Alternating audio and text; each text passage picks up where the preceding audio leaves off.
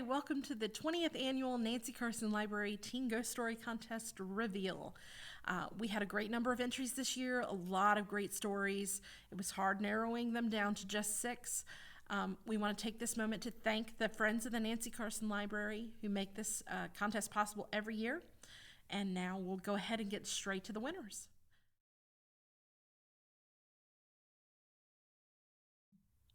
And now we move on to the high school portion. Our third place high school winner is Jovi Brown from Fox Creek High School. Brianna's Ghost. Drew woke up in a cold sweat. He saw her in his dreams again last night. He relived that terrible night again, but it's gotten worse, more vivid. He can see the cold rain falling on the road. He can see the bright headlights. He can feel him lose control of his car. He can sense the panic in his chest. He can hear the crash and hear Brianna, the little girl, scream. The 1-year anniversary of that awful, horrible day is coming up soon, but he cannot think of that now. He has to get up and go to school, but at least he gets to see Macy.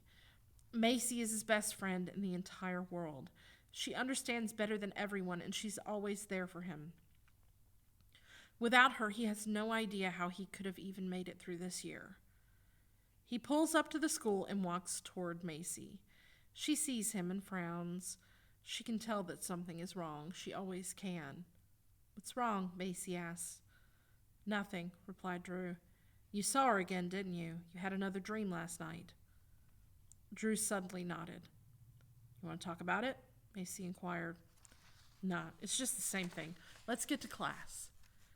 They were just about to walk into class when he sees a little girl turn the corner across the hallway. That's strange, he thinks to himself. For Drew could have sworn that that was the same dress Brianna was wearing in the crash.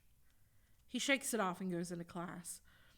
After a long day of classes, Drew walks to his car to go home to get ready to hang out with Macy. As he gets closer to his car, he realizes that there's something on his car. He gets there and sees that it's a bow. Not just any bow, the bow that Brianna wore. He looked around to see if anyone could have put it there, but no one was around. He had also been gone for an hour. He angrily grabbed the bow and hurled it into the trash can.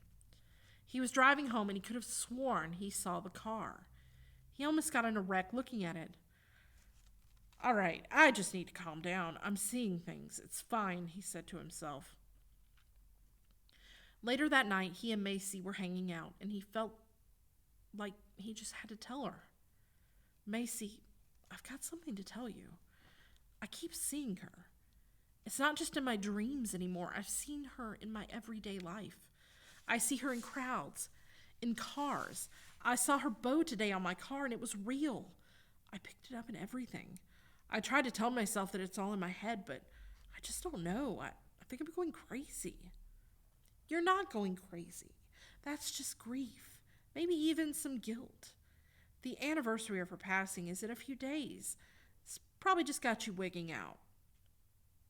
That night he dreamed of the day again, but this time as he looked at her cold, limp body, her eyes opened suddenly, and he woke up. He went into his bathroom to splash some water on his face, and when he looked up in the mirror, Brianna was standing behind him. He jumped and turned around, but only to see nothing and no one. He rushed out of his apartment and drove to school. He thought that maybe talking to Macy would help. He finally got to her, and her eyes lit up. She obviously had something to tell him. "Oh my God, you will never believe what happened to me today," she exclaimed. She went on about her crazy events of her morning. They seemed kind of minuscule to Drew, but best friends are always supposed to listen to each other. If Macy can deal with all of Drew's baggage, then Drew should be able to deal with all of Macy's. He had mostly zoned out Macy when he heard her say, "You killed that little girl. You killed her." "What did you say?" Drew asked, distressed. "I asked how your morning was," Macy answered skeptically. "What did you think I said?"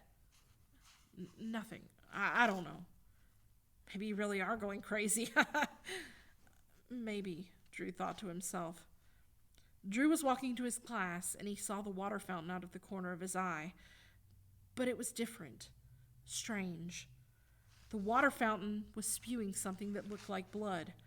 He did a double take and looked again to see that it was blood. He rushed over to the guy that was drinking it and pushed him out of the way. "Hey, what's your problem?" the guy agitatedly called. "It's blood. You can't drink that," Drew warned. Drew turned on the water fountain and out came rushing, cold, clear water. "What?" Drew thought to himself. He was stunned. Just a second ago, he could have sworn it was blood. He ran to the bathroom and shut himself in a stall. He was going crazy. He was going absolutely crazy. He had no idea what was happening or why it was happening. Then it dawned on him.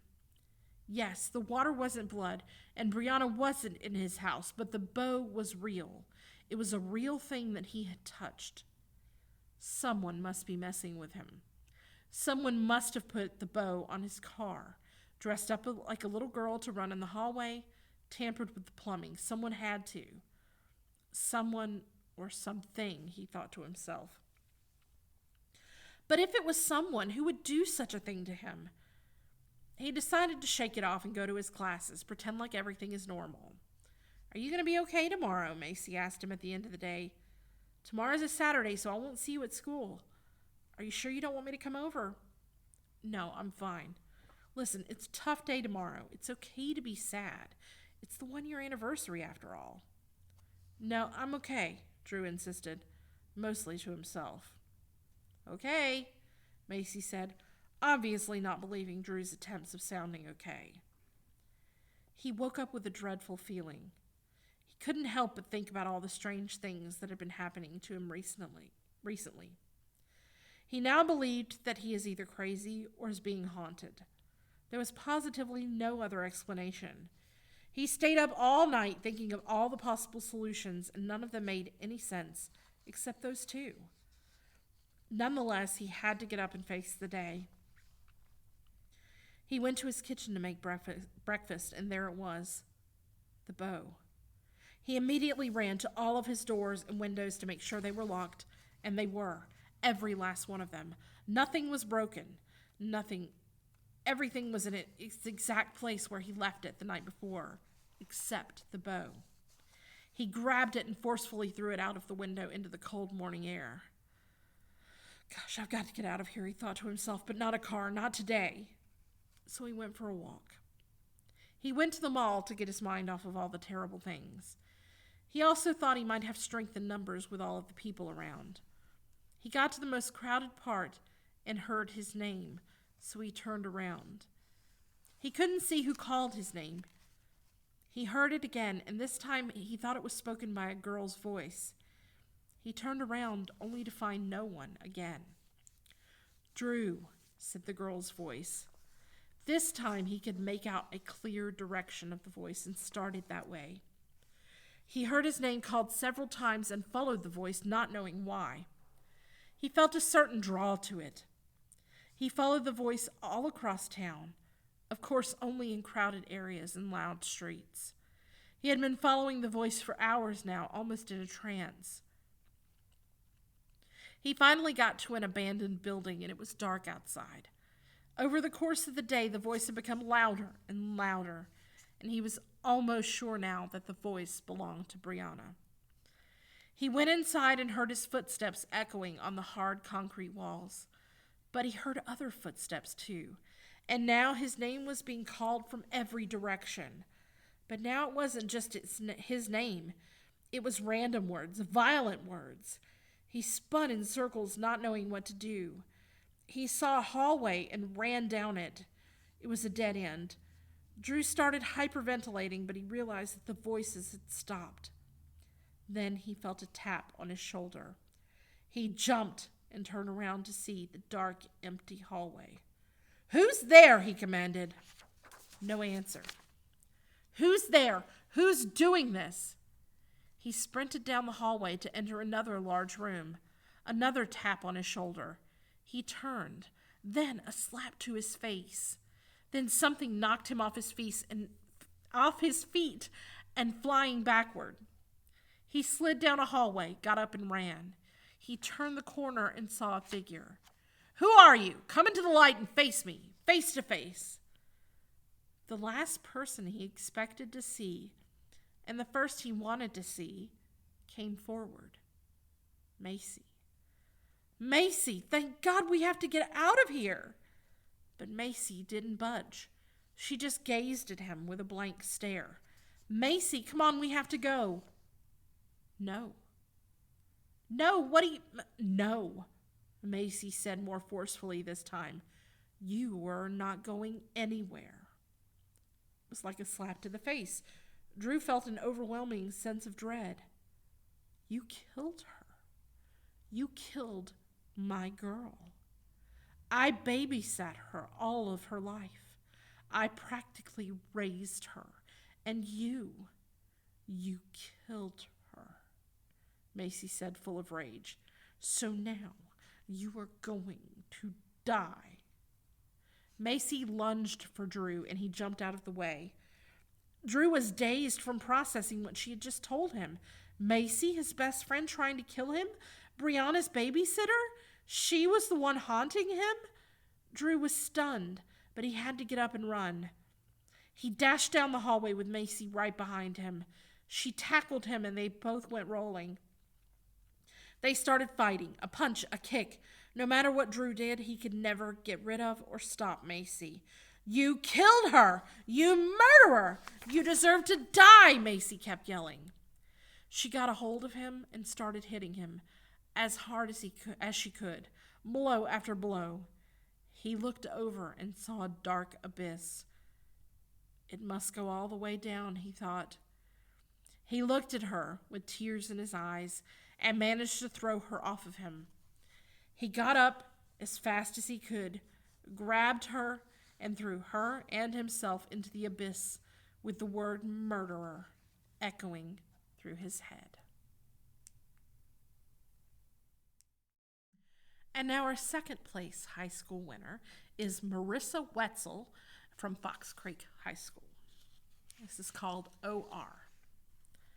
When the falling finally stops, I muster my strength and open my eyes to find I'm staring straight into the white void of a bright fluorescent bulb.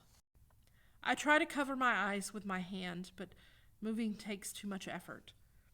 Instead, I quickly close my eyes and notice the dizziness for the first time. Even the darkness behind my eyelids is spinning. I can hear my heartbeat on the monitor behind my head. Beep, beep, beep. Laying there, I take a moment to catch my breath. In through your nose, out through your mouth, I remember the anesthesiologist repeating as I rushed through the subway tunnel of my narrowing vision. I had twitched, and a nurse told me she would tie me to the table so I wouldn't fall. Tie me to the table. I brace my aching, shivering body and try to move again. I can't. I thought it was the lack of strength, but now I tilt my head to the side and see the band around my wrist. Not just tied, padlocked to the table. I'm too nauseous and weak to look to the other side or glance at my waist and legs, but by my lack of mobility, I assume I'm tied there as well. I'm stuck. My brain finally clears enough to process, and I'm struck by the lack of people. This is a hospital. There should be doctors everywhere. What happened to the orthopedist and his assistant, the anesthesiologist and the nurses? All gone. Even if they moved on to their next patient, shouldn't my mother be here? The nurse promised to call her as soon as I started to wake up, but I guess if the nurse was gone, she'd never seen me open my eyes. Thinking of doctors, or the lack thereof, makes me wonder what my leg looks like. I was supposed to be having a simple procedure, 2 screws inserted to connect a piece of bone I'd broken off my ankle by falling off of a horse. As the tingling fades and the spinning slows, I crane my neck up from the table and can just see my ankle. There are stitches about 1 inch long, but other than that, my leg is bare, albeit pumpkin orange from the antibiotic they coated me with. Maybe they went to get the casting material? I skeptically reason. That must be it, I decide, so I lay my head back down to relax. My tired eyes have drooped to a close, and I'm almost asleep when I hear screaming from somewhere nearby. A little kid scared of surgery, I wonder? After all, I was just young enough at 17 to be put in the pediatric unit. But the longer I listen, the more wrong it sounds. This isn't the whimpering of a 5-year-old as she clutches her pink stuffed rabbit in one hand and her comforting parent in the other. This reminds me more of the cries of a raccoon that got stuck in the barbed wire fence behind her house. She was hopelessly hidden by brambles and screamed as she faded through the day. What I'm hearing now is unmistakably the wail of someone about to die.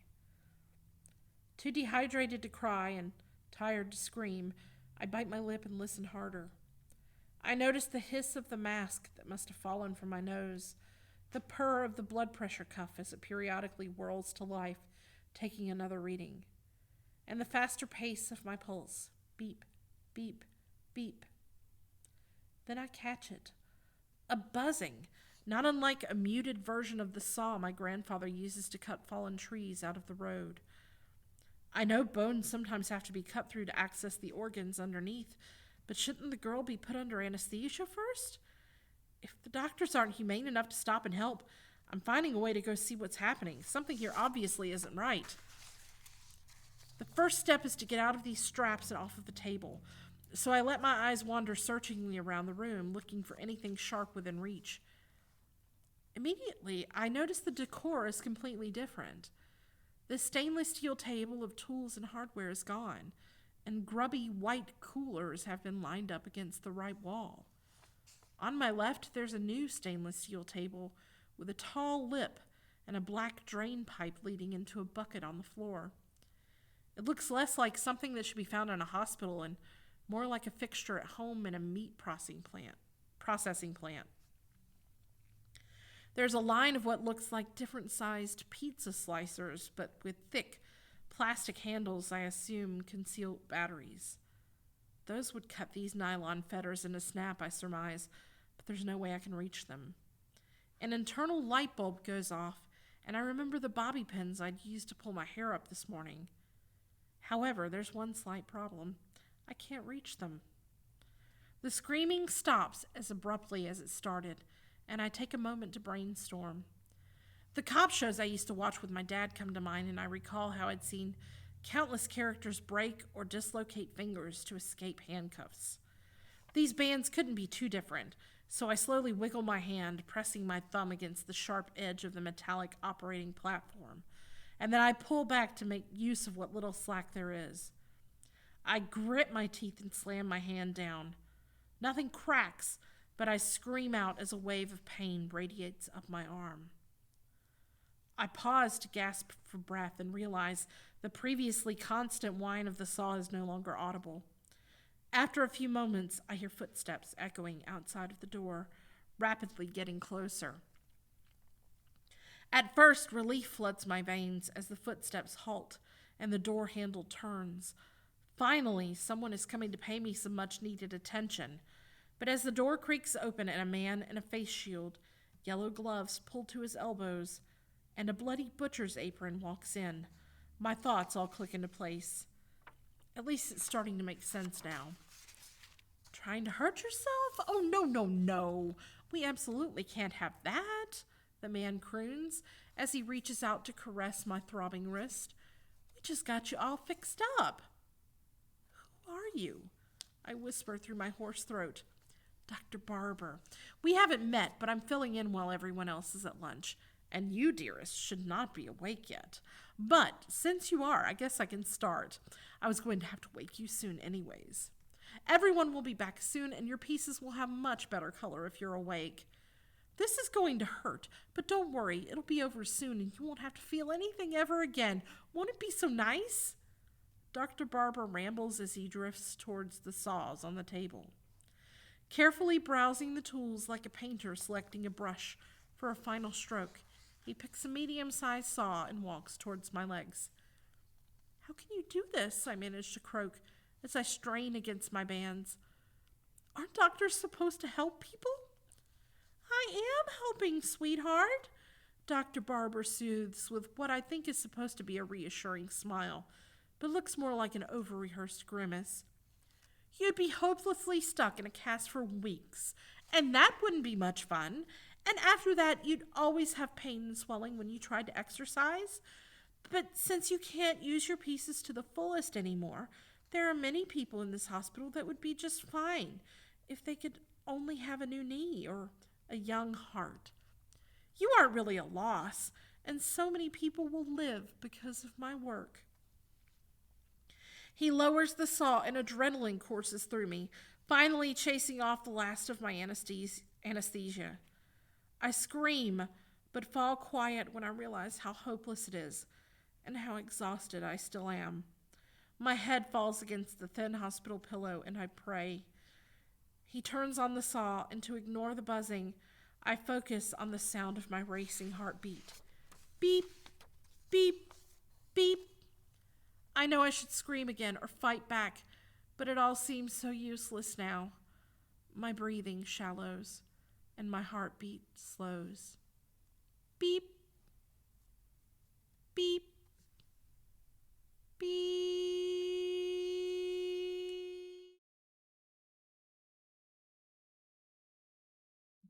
And last, but certainly not least, is our first place high school winner, Alexandria Williams, also from Fox Creek High School.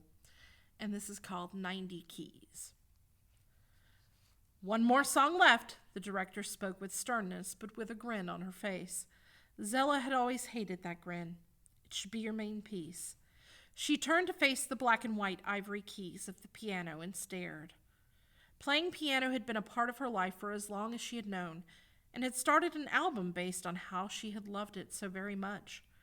The album, 90 Keys, expressed every moment, every style, and every change that one instrument, the piano, could make. Her last song was her main piece. The song had to hit every note and glide without any measurable pause. A task that even masters were never able to complete, but a task she was willing to take on. "Due date is next month," her director yelled as he left the room, ready to go home. When April heard the door click, she tapped one of the keys on her beloved piano and spoke softly, "I wish she would just die." She then rose from the mahogany bench and walked to her room.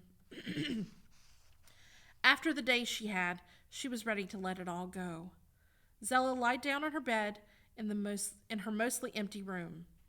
She turned toward the window to see that it was pitch black and raining, and even before a few moments could go by, she had fallen asleep. The sleep that had hit her fast was interrupted by sirens outside her apartment, down below. It was still night, but with all of the light it seemed like day. She stared outside her window to find a huge accident. It was hard to make out from the top floor of a large building, but she quickly recognized the only bright blue boxcar in town. She jumped out of bed and grabbed her shoes to go downstairs. When she got to the lobby of her building, she noticed who it was.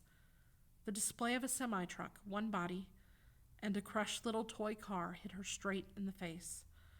Multiple tenants from her same building had gathered around the edge of the stairs where she stood and started to whisper, "I've seen her before. She goes to the pianist floor. Oh my God, is she dead? What a pity. I just had a good conversation with her before I went to bed." Zella heard none of it. Her eyes were fixed on beady eyes that had just looked at her with brilliance. She had had enough and turned to go back to the now seemingly endless emptiness of her apartment. I had wished death upon her. The words drifted through her mind as she walked over to the piano she was once seated at. It was like she had been drawn toward it, like it knows what had just happened and just wanted to hold her. It was reaching for her, the piano, the only thing she had ever come back to whenever something like this had happened. She sat and played. She started with the exact note she had wished death upon her director with, and kept going.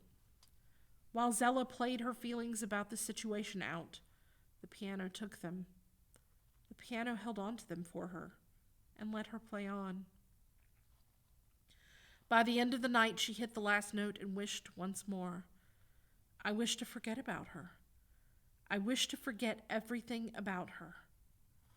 She slowly rose from the piano to fall right back down onto the bench, tears pouring from her face. She cried and cried and cried, but around 5 minutes later, she had forgotten what she was crying about. Zella stopped the tears and looked around dazed as if she didn't know where she was. She wiped the tears from her blotched face and walked back to the bed that she had awoken from a few hours ago. She was unreasonably tired, and as soon as she hit the bed, she was sent into a deep sleep. It was the day to finish the album she had been working on for months. Zella never quite remembered who had pushed her this far to finish, but she was determined. She was on her last song, her main.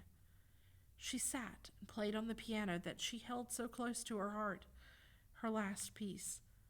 The notes flowed through her head as she felt every key change, rhythm, and beat. The music expressed every feeling the piano held. Every moment she ran back to the musical instrument, and every low and high point in her life. She had every note with the force it needed to bring out the exact melody that her piece owned. She played with her eyes closed, listening closely to the precision of the piece. By the fading of the last note, she was staring at the dark wood of the piano in front of her. She pressed the red button on the recording station and sighed. Her piece ended around a time of 13 minutes, and her fingers were on fire. It was the first perfect time she had played it, and she was so happy she had got it on the recording.